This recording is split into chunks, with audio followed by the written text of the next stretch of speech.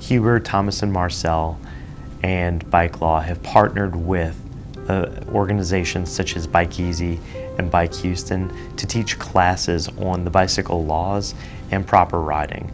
So we're in and out of courtrooms as well as across the community, teaching people what the laws are that apply to riding and showing them some safe bicycle handling practices. We represent all people who ride, from racers to triathletes, as well as commuters, bicycle couriers, and just even recreational riders. In a lot of cases, people will need an attorney after a bike crash for a number of reasons. The first of which is to just even advise them on what insurance might apply, from the offending vehicle that hit them and their insurance, and maybe if that driver was in the scope of employment with a company, maybe some further insurance there. Or the bicyclist might have some of their own insurance that could apply.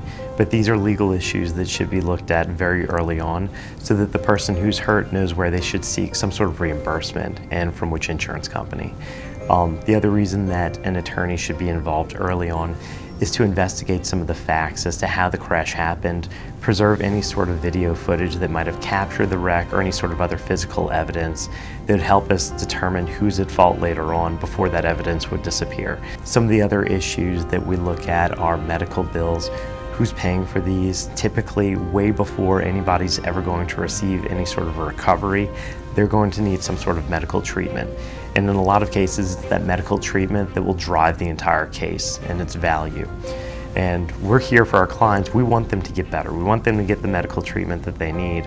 But a lot of the questions that come from a client early on in the case are, who's going to pay for this? How much will it cost? And really, I need medical treatment now. How do I get that?